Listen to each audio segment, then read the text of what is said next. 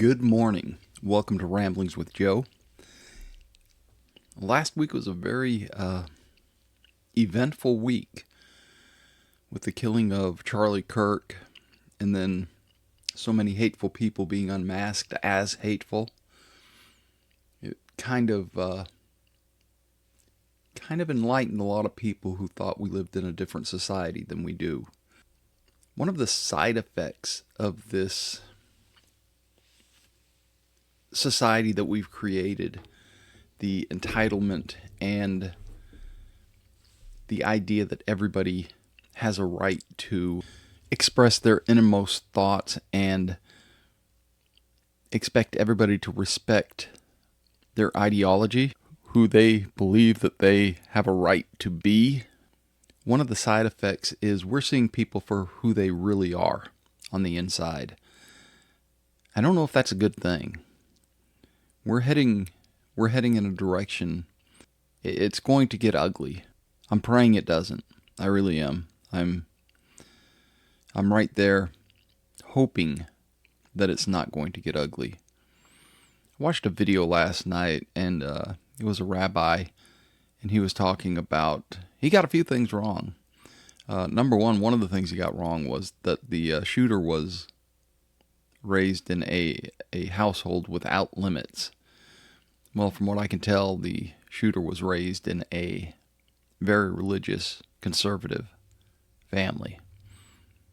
It wasn't until he got to college that he turned into the person that took a life. There are a lot of people who think that they have the right to tell me how I think and to tell you how you think and what you believe.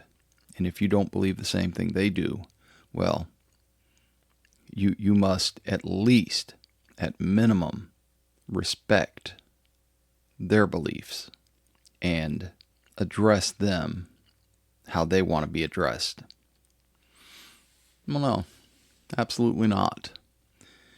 If I believe you're a man and you're dressing like a woman, and I see you dressing as a woman, and my beliefs are that you're not a woman and you can never be a woman, you can't control my speech.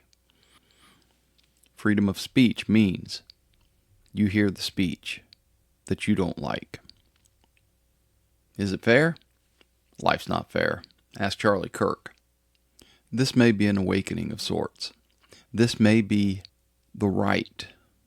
What do they call it? The silent majority. They may have had enough. I hope they've had enough.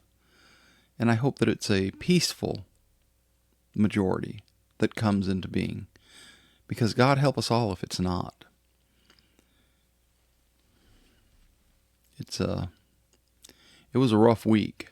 It was usually when situations like this happen, there is a conversation. Okay, well that may not be technically true. When I was growing up and something happened like this, the space shuttle tragedy, Ronald Reagan was shot. When that happened, everybody was stunned. I think I was in English class. An announcement came over the PA, and it said Ronald Reagan, the president, has been shot, and he's on his way to the hospital. We were all kind of stunned. And my teacher, who was, in retrospect, a very liberal teacher, said, let's take a moment let's have a moment of silence. And those of you that want to, you can pray for the president. And when it came out that he was okay, there was a great relief. It was the 6th period, so it must have been late in the day. I'm trying to remember what grade I was in. It must have been 11th. At any rate, he did pull through. He did make it. But there was a discussion. The people who were not Republican or on President Reagan's side, they did not tout hate. They did not parade their joy that the president had been shot. What they did was they examined how it happened, who the person was, why it happened. And there was no question as to whether it was justified or not. It was not justified. And now, the idea that there are people who believe that this individual that was shot, that this was a joyful situation. A lot of them are losing their jobs. We're going to hear over and over again that freedom of speech should not include the idea that you lose your job. Well, if you are so vindictive and hateful that it goes against your company's ethics, they have every right to fire you. Now, I'm sure that there are going to be some people that are very vindictive and very hateful that the company owners agree with that won't lose their jobs. And that's okay too. That is one of the effects of freedom. Freedom is not just good speech. It's also bad speech. It's not just the ability to have a job. It's also the ability, if you own the company, to let people go. We're seeing a lot of people now for who they really are and what's really in their hearts. It's time for some serious introspection. It's time to look inward. I don't mean as individuals, I mean as a country. It's time to look at who we as a country are becoming. I lay the blame at the leaders' feet, at the Republicans and the Democrats' feet. I understand that this person was a member of the left ideology. I get that. How have we let our education system get to the point that they're teaching that this kind of attitude is okay, that this outlook is okay, that if someone doesn't agree with your lifestyle or your religion or your politics, that this is okay? It's not okay. Now, the politicians are all calling for peace. The politicians are all calling for a cease to hostilities that haven't begun yet, other than from this one individual. I believe they're calling for it out of fear, because they're afraid of what's about to happen. I hope it doesn't. I hope that what they're calling for, they get, is peaceful change. But there has to be change. This cannot continue to go on. We are creating monsters, and way, way more than we need to. The gun debate will go on until the end of the country. We have the Second Amendment. You can't change it. Well, you can, you just don't have the votes to do it. So we have to stop creating monsters that are using the tools to kill. Knife-free zone. I forget what country. It may be Germany. I think it is Germany. The wife was telling me about. They're going to have knife-free zones. Wow. Who would have ever thought that was a thing? It's going to be really hard to have a restaurant in that particular zone. Leaders. That's where the fault lies. Leaders. You let it get to this point. Our schools are too big. Our schools are way too big. The parents of the children are not involved with the children's education enough. If they were, they would not put up with the indoctrination that the left is giving to their kids. That's not a part of education. Math, reading, history, these are part of education. A small part of education is social studies. But that does not mean the social studies teacher gets to pass on to the students their political point of view. If you're one of the people who are waking up, if you're one of the people who are waking up from wokeness, who'd ever thought that would be something to say?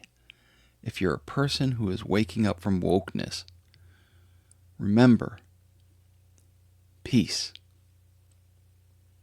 Everything that you should do should be toward peace. I am an advocate of the Second Amendment. I believed an armed society can keep its government in check. I think we're creating monsters who are taking advantage of the tools we have at our disposal. We have to stop making monsters. And if you're waking up and you're beginning to see how wrong the left ideology is, if you're waking up and you're seeing, wait, these people are teaching hate in the guise of love. Man, move forward peacefully. Change comes at the ballot box. I don't think the answer is the Republicans. Obviously, I'm a libertarian. But it could be, if we get the right Republicans, it could be the answer. Someone who's just not giving lip service, but someone who's willing to actually put into place the freedoms that we all desire and deserve as human beings. Move forward peacefully for change. What happened is significant and pivotal. These are the two things that my wife and I use constantly. The shooting was significant and pivotal. The question is, which direction are we going to pivot in? Which direction are we going to hit in as we turn? And I hope we move toward peace and freedom. There's lots of directions to move toward. We can move toward totalitarianism or fascism. You know, fascism, the guys that don't want you to speak, the guys that don't want your opinion to come out. Or we can move toward peace and freedom. That's the choice. It's the only choice that I see that can lead to a better country. But that means getting involved and voting for real leaders who bring about real, peaceful, free change. It's Monday, and I am happy it's Monday. It is a new week. We have been blessed with another day. Hopefully, all of us have been blessed with another week. I was posting in the Facebook group for my neighborhood. Be careful. This is the time of year the snakes are out. And the reason that came up was I was looking out the window, and there was a snake sitting up under the gardenias, sunning itself with its head kind of perched up in that typical cobra position. I think it was a black snake, a southern racer. And a few years ago, I guess it's been about 12, 13 years ago now, I was in the backyard at the other house, and I was raking, and here come a black racer, a southern black racer, coming at me, full speed. So flight or fight kicked in, and I turned around and ran. Well, a southern black racer will chase you, and it chased me until I realized what I was doing. Very small yard at the townhouse, very, very small yard. Until I realized what was going on, and that the snake was chasing me because I was running. And I turned around and I chased the snake, and of course immediately the snake ran away. And unfortunately for me, he ran to the house and scooted up in between the bricks, and we had these vent holes in there, and it went straight into the vent hole. And so now I had a snake inside the wall of the house. But just as a reminder, just as a positive reminder, keep your eyes down this time of year, looking where you're walking.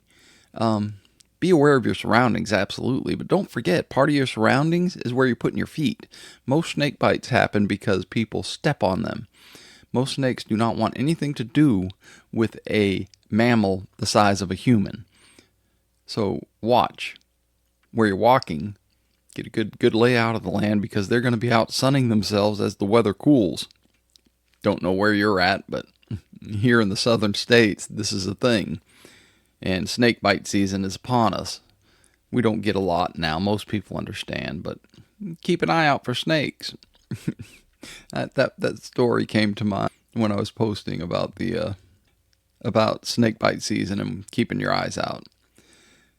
It is Monday, and we are going to have a good week, I hope. I hope we have a much better week than last week. I hope we have a peaceful week.